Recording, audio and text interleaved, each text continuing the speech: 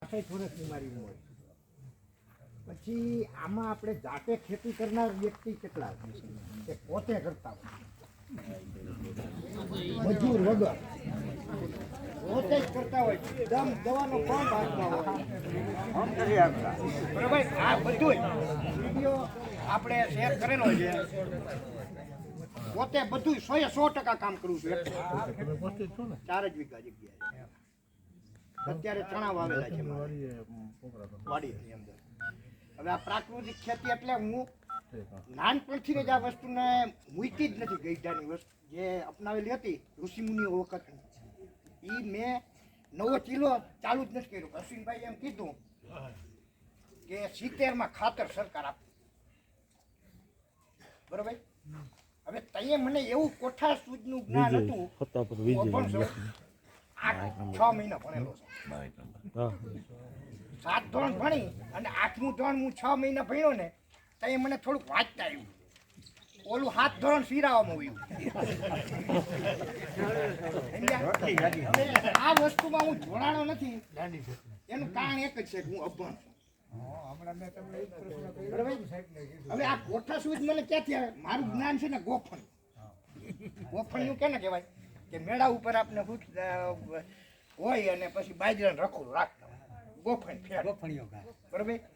હવે એ આ મને એને હું સાંજે વિચાર કરીને સુઈ જાઉં ને સવારે મારે શું કરવું છે એટલે એ ઓટોમેટિક કુદરત મને સુજાવે. અને અત્યારે હું આ બોલું ને તો મને ધ્રુજી આવે કારણ કે હું પહેલી વખત આટલી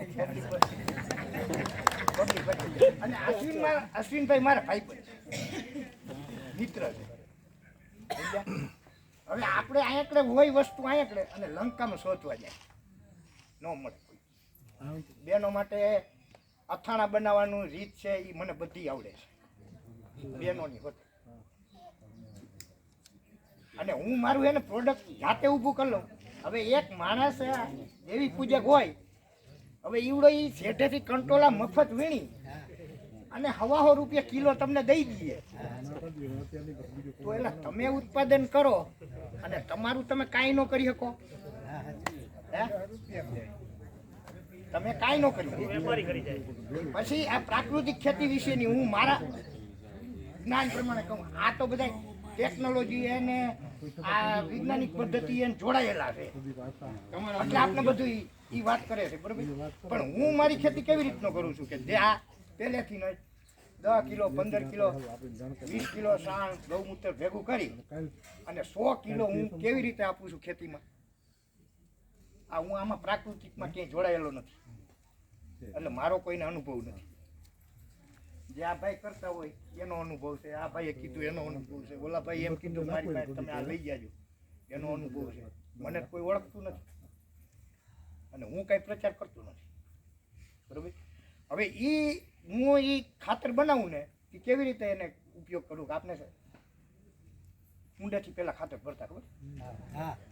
પછી સૌની પહેલાં મેં એવો વિચાર કર્યો કે આપણે આ ગાર્ડનનો ઢગલો કરી અને પછી આ બધા ખેડૂત તોડે તો આમાં નવી ટેકનોલોજી આવવી જોઈએ.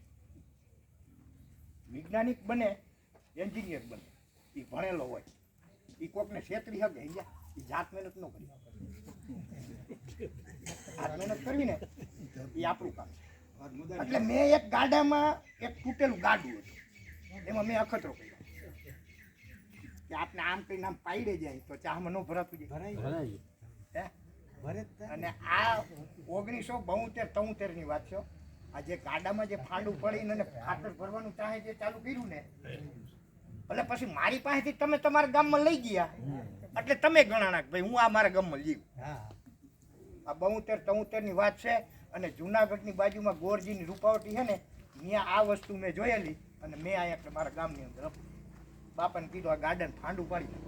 મિસ્ત્રી પાસે ગયા ને એટલે મિસ્ત્રી એમ કીધું પેલા જવું ગાડું તોડાય. મેં કીધું આજ તું મને મફત તોડી દે કાલે આખું ગામ તોડાવવા આવશે.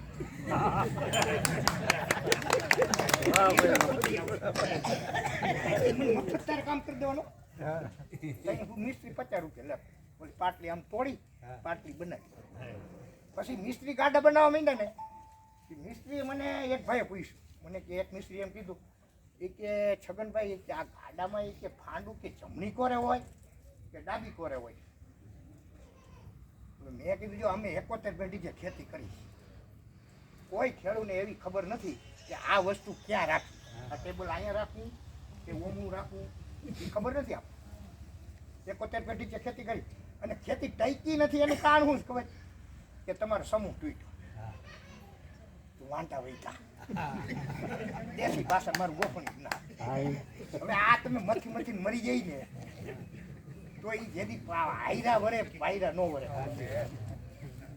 જ્યાં 71 પેઢી વહી ગઈ અને બીજી 71 વહી જાય અને ખેતી છે ને એ ખોતરીને ખાવાની વસ્તુ છે. ખોતરી એનો ઉદ્યોગ બનાવવાની નથી.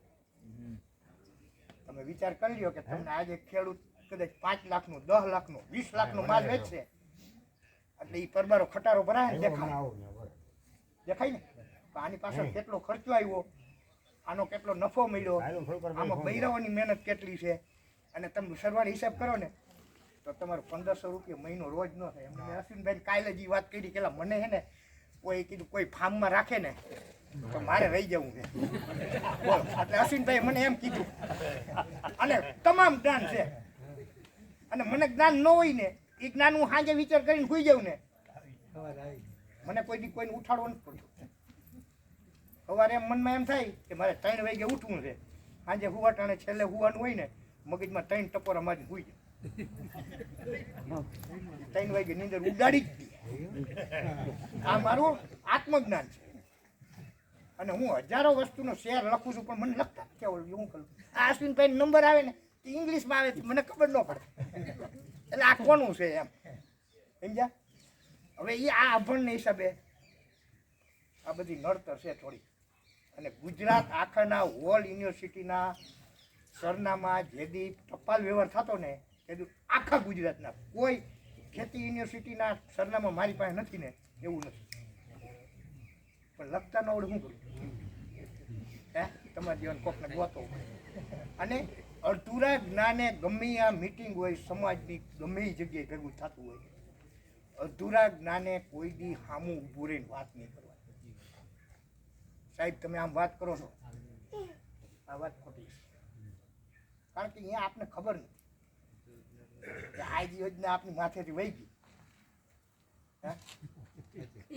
પછી આપણે સરકારનો દોષ નહીં. સરકારે આજે આ સરકારે જે આવી ને એ પછી કેટલું કામ કર્યું છે ને એક વિચારવા જેવી 108 નો હોત ને તો ખેડૂત હું મરી ગયો. તમે એ સાંભળો, હું તમને આખું તમને જ્ઞાન આપી દઉં. એવું કઈ નથી 108 નો હોત તો તમારે તમારી વાડીએ તમે ખેતી તો કરતા નથી, તમારી વાડીએ 5 મજૂર કમાય છે. રાઈટનો ડિલિવરી આવી કે કાંઈ એક્સિડન્ટ થયું કે કાંઈ વાયમાં પડી ગયો કે કોઈ દવા સડી ગઈ તો શું કરવાનું? તમારી પાસે ઘરમાં 1 રૂપિયો નથી તો એને દવાખાને લઈ જવાના વાહનના ભાડા બધા તમારે કરવા પડશે નહીં. અને અત્યારે ઓલા ફોન ઈ નહીં કરી અને વહી જાય ખેડૂત ખબર ન હોય ઘરમાં પૂછો બરોબર. પણ લાલચ છે ને એ બલા છે ને એ મહાન બુરી છે. સરકાર મને દે ને હું ખાઉં એ વસ્તુ મૂકી દો. તમે મૂકી દો. 4 જ વીઘા જગ્યા છે મારી પાસે. સરકારથી ના થાય આ બધા સમજે તો થાય. તમે કેમ તમારું ઉદાહરણ આપ્યું એટલે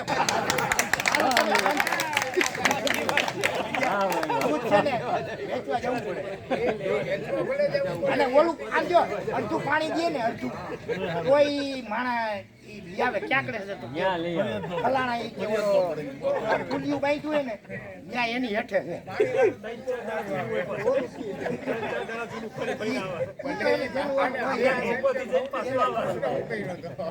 હું પોતે મારા પ્રોડક્ટ બનાવું છું. હા બિયારણ બનાવું છું.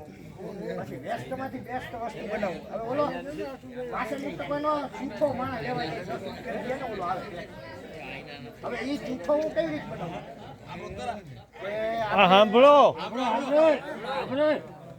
ગલકા છે ને આપણે ગલકા ઘીમોડા ગલકા થાય ને એમાં ગલકું જે છે એ આપણે ગઈઢા ઓલા ખબર હોય તો પેલા માટીના વાસણ હવે હાંડલું કેને કહેવાય સાઈઝ કેને ઠંડી ક્યાં થાય એ જટાને બૈરાઓને ખબર નથી, પીવા વાળાને ખબર નથી હાંડલું કોને કહેવાય બરોબર. હવે આપણે ટેકનોલોજી ક્યાંની અપનાવી? બહારની ફ્રીજ રાખ્યું ઘરમાં, નવું શાક મૂકે જૂનું ખાય. હવે તમે સમજી લ્યો કે આજનું મૂકેલું તો ઓલું પડ્યું હોય ત્યાં લગન તો ન લે. ભાઈ જો શિવાજીનો જન્મ થાય ને ત્યાં જીજાબાઈ જોઈ ન થાય. આપણે એમ કહીને કે આમની આમની નામ થાય ન થાય, કોઈ શક્ય નથી. અને માણસ છે ને બુદ્ધિ છે ને 7 પ્રકારની હોય છે, 7 પ્રકારની. આ બધા બેઠા છે ને એમાં બધાની નોખી નોખી પ્રકારની. હવે આ મને આ મારી હું બોલું છું એ કોઈને ગમતું હોય ન ગમતું હોય. હવે આમાં તો બધાને તો કઈ મગજ આપણે કઈ જાણી શકાતો નથી. એટલે મૌન રહેવું, શાંત રહેવું, પ્રશ્ન પૂછવો જરૂરી છે. આવડા લોકોને આપણામાંથી જ જ્ઞાન મળે, સમજ્યા તમે? પણ એ આપણું જ્ઞાન એવું હોવું જોઈએ કે માણસોને ગમવું. બિનજરૂરી તમે પ્રશ્ન કરો. એક જણો ફોન કરે, સાહેબ આ લાઈટ કેમ કાપી નાખી? હવે મેસેજ આવ્યું ગામમાં, પંચાયતે પતાકડું માર્યું. હવે એ પતાકડાની ને મેસેજ આવ્યું હોય એ મને ખબર નથી, અને આ સાહેબ તે અટાણ બપોરે લાઈટ ઉગામ કરે. આપણે ફોનની સગવડ છે.